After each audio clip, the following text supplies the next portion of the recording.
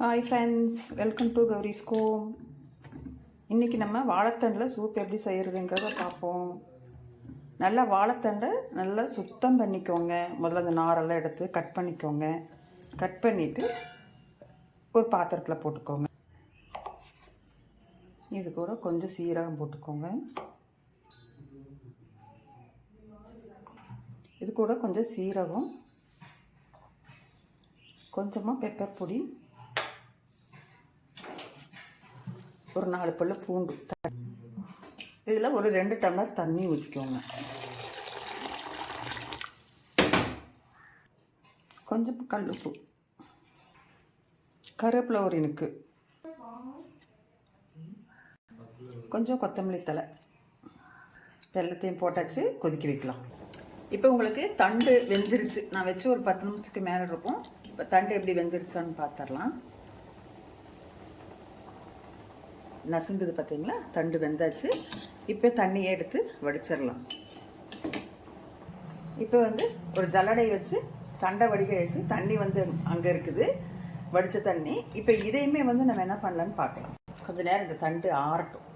வடிகட்டி எடுத்து வச்சுருக்க அந்த தண்டை இதில் நம்ம போட்டுக்கலாம். போட்டு இதை ஒரு 2 திருப்பிக்கலாம். நல்லா அந்த சக்கையாகிற மட்டும் பண்ணிக்கலாம். தண்ணி அந்த வாழைத்தண்டை வடித்து வச்சோம் இல்லையா, அந்த தண்ணியே ஊற்றிக்கலாம். அது கொஞ்சம் ஆறி இருக்கணும், சூடாக ஊற்றிடாதீங்க. இப்போது நல்லா சக்கை மாதிரி அரைச்சாச்சு. இதை வடிகட்டலாம்.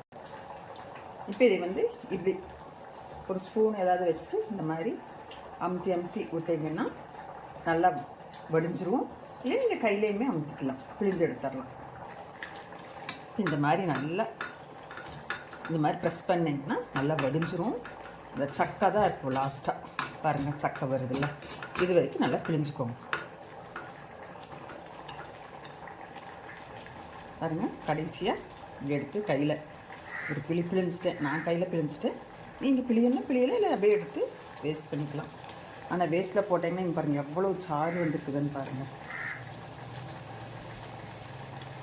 இப்போ இது வேஸ்ட்டு. இப்போ நமக்கு சூப் ரெடி ஆயிடுச்சு, வாழைத்தண்டு சூப்பு.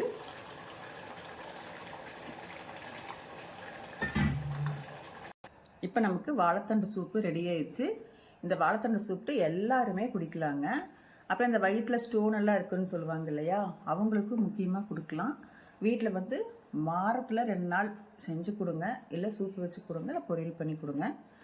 இந்த மாதிரி பண்ணி பாருங்கள், எப்படி இருக்குதுன்னு சொல்லுங்கள்.